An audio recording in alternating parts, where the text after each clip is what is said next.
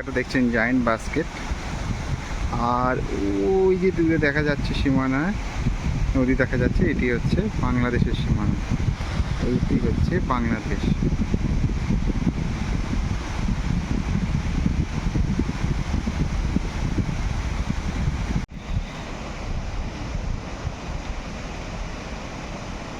এই যে দেখছেন দূরে নদীর দিকটা, ওদিকটা হচ্ছে বাংলাদেশের সীমানা এবং বাংলাদেশই অ্যাকচুয়ালি ওই জায়গাটা এখানে দূরে দেখা যাচ্ছে।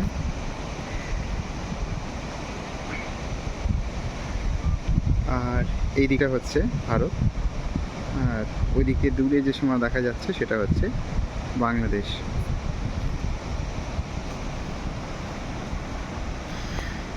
দেখে একই জায়গা মনে হলে হবে কি বাউন্ডারি মানে সীমানায় বাঁধা রয়েছে আমরা দুটি দেশ।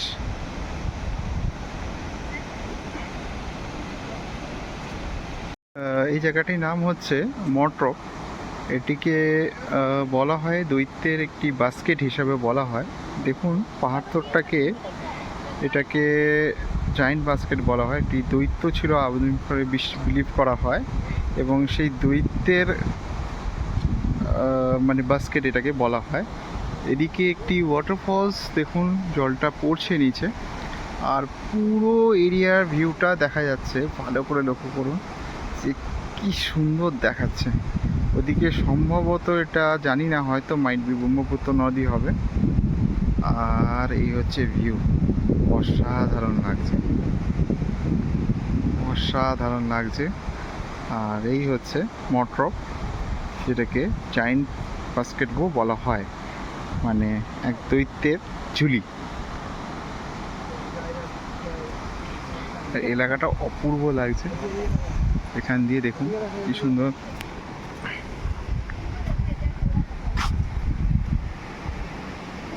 এই দিক দিয়ে কি সুন্দর দেখুন জল, ওয়াটারফলস পড়ছে। এই দেখুন দারুণ লাগে। এই জায়গাটা তো অসাধারণ, অসাধারণ।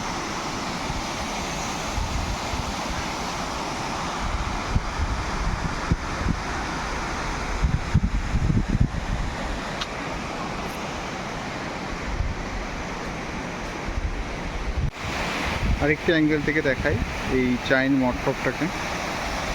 আর এইখান দিয়ে দেখুন এই ফলসটি পড়ছে নিচে, পাহাড়ের অনেক অনেক নিচে চলে যাচ্ছে। আর এই হচ্ছে মটরক বা জায়েন্টের বাস্কেট আর কি।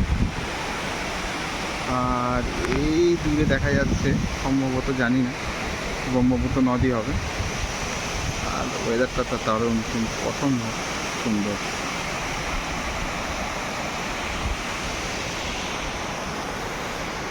এলাকাটাও খুব সুন্দর, জায়গাটা পরিবেশটা খুবই সুন্দর।